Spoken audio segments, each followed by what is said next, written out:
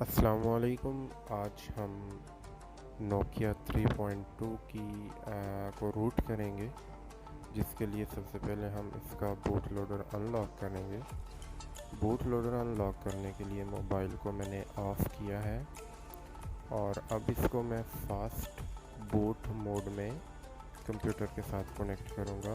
Volume down और power दबाना है, जिससे फास्ट बूट मोड पे चला जाएगा और यूएसबी केबल कनेक्ट कर देनी है। अब चलते हैं कंप्यूटर की तरफ। कंप्यूटर में आपने सबसे पहले तो आपके कंप्यूटर में एडीबी के ड्राइवर इंस्टॉल होने चाहिए और एडीबी फास्ट बूट का फ़ोल्डर आपने डेस्कटॉप पे निकाल लेना है। अब फ़ोल्डर में कहीं पे भी खाली जगह पे शिफ्ट का बटन दबा के राइट क्लिक करना है तो एडीबी फास्ट बूट ओपन हो जाएगा।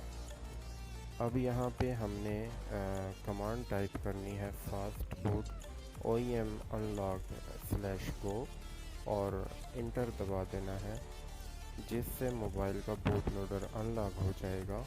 फर्स्ट टाइम मोबाइल ऑन होने में 10 मिनट लगाएगा, डाटा कंप्लीट डिलीट हो जाएगा। तो ऑन होने की वीडियो मैंने इसमें शामिल नहीं की क्योंकि वो काफ़ी टाइम लगा रहा था। तो जब मोबाइल कंप्लीट ऑन हो जाए और उसके बाद अभी जो दूसरा तरीका मैं अभी आपको बताऊंगा रूट करने का, उसके लिए मैं सबसे पहले आपको दिखा देता हूँ। मोबाइल के अबाउट में जाना है आपने। अबाउट में जाके मैं आप लोगों को चेक कराऊंगा कि इसका वर्जन कौन सा है और इसको फ़ाइल TWRP की कौन सी लगेगी। आपने सेटिंग में जाना है, अबाउट में जाना है और अबाउट में आपने इसका बिल्ड नंबर जो है वो जहन नशीन करना है। बिल्ड नंबर याद रखना है कि कौन सा है।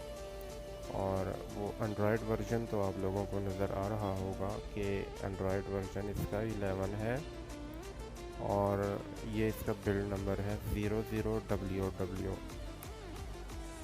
तो अभी इस मोबाइल को मैं फास्ट बूट मोड में कनेक्ट करूँगा कंप्यूटर के साथ, जिसको मैंने ऑफ़ किया और अभी वॉल्यूम डाउन का बटन मोबाइल का दबा के मोबाइल को ऑन करेंगे तो मोबाइल फास्ट बूट मोड पे चला जाएगा और इस मोड में हम मोबाइल को कंप्यूटर के साथ कनेक्ट करेंगे। ये हमारा मोबाइल कनेक्ट हो चुका। ये देखें जी, बूट लोडर अनलॉक है, सुर्ख रंग में शो हो रहा होगा। और अब कंप्यूटर की स्क्रीन पे आते हैं। यहाँ पे TWRP की दो फाइल्स हैं। एक के रीनेम में लिखा है लास्ट में 00WW और दूसरे के लास्ट में लिखा है 00EEA।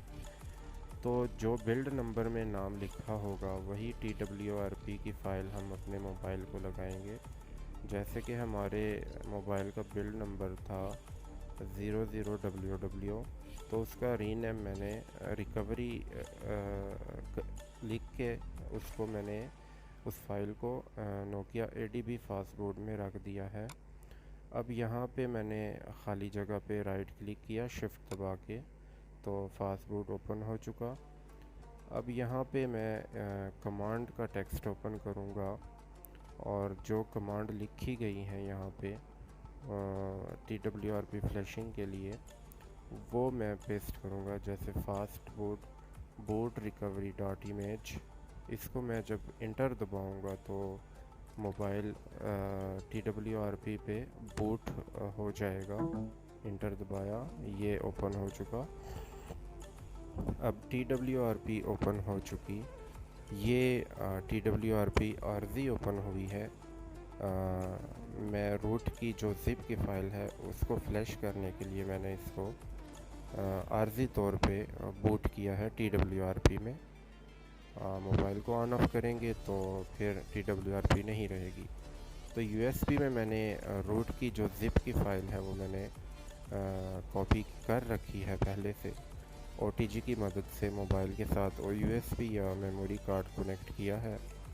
सिलेक्ट स्टोरेज में से USB OTG सिलेक्ट किया और रूट की जो ज़िप की फ़ाइल है वो भी मैं फ्लैश करूँगा TWRP की मदद से।